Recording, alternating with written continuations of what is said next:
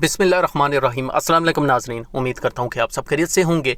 Corona से मुतल्लिक एक latest update आपके साथ शेयर करूँगा, बल्कि मैं इसको अपडेट से ज़्यादा एक उम्मीद कहूँगा, क्योंकि आज फिर सऊदी अरब में ख़तरनाक हद से ज़्यादा न्यू केसेस रजिस्टर्ड हुए हैं। अल्लाह हम सब पर रहम करें। तो तफसीलात ये हैं कि कुछ हफ्ता पहले कुछ मेडिसिन का क्लिनिकल ट्रायल शुरू किया गया था और उसमें 2 मेडिसिन को जो है वो शॉर्ट लिस्टेड किया गया था। एक मेडिसिन वो जो HIV एड्स के लिए इस्तेमाल की जाती है और दूसरी वो जो इन्फ्लुएंजा वायरस के लिए इस्तेमाल की जाती है।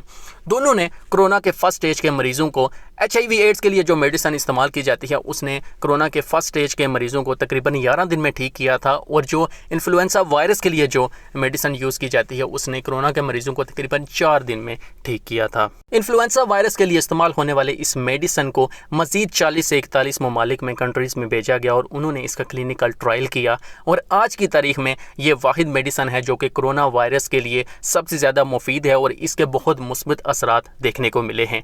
रशिया ने अब जून में बाकायदा तौर पर इसको इस्तेमाल करना शुरू कर दिया है। चीन ने बाकायदा तौर पर इसको अप्रूव किया है कि जापान बेस्ड ये जो कंपनी है फौजी फिल्म का नाम आप टेलीकम्युनिकेशन के चीज़ों से मुतल्लिक जानते होंगे, लेकिन इनका जो मेडिकल जो सर्विसेज हैं उन्होंने ये दवाई बनाई थी और इसका क्लिनिकल ट्रायल किया है। अब इसको बाकायदा तौर पर अप्रूव कर लिया गया है। कुवैत ने बाकायदा तौर पर इसका जो है वो ऑर्डर दे दिया है और अगले 7 दिन तक जो है वो कुवैत में ये मेडिसिन जो है वो पहुंच जाएगी। अरब न्यूज़ ने इसको जो है वो बाकायदा तौर पर उसकी खबर नशर की है।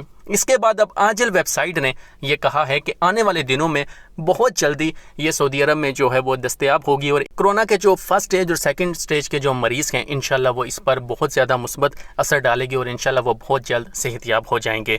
इंशाल्लाह अच्छे की उम्मीद रहें। और यहाँ पर आप सबसे मैं एक रिक्वेस्ट करूँगा कि ये मैंने अपनी तरफ से मेडिसिन नहीं बनाई, आपके सामने प्रूफ है। अगर आपको कोई शक है तो आप ये जो अरब न्यूज़ है, आजिल जो वेबसाइट है, उन पर जाकर आप चेक कर सकते हैं। अगर अरब न्यूज़ फेक न्यूज़ देता है, तमाम न्यूज़ चैनल जो वेबसाइट्स हैं वो फेक न्यूज़ देती हैं, तो इसमें मेरी कोई गलती नहीं है। अपना और अपने परों का ख्याल रखिए। मिलते हैं नेक्स्ट वीडियो में।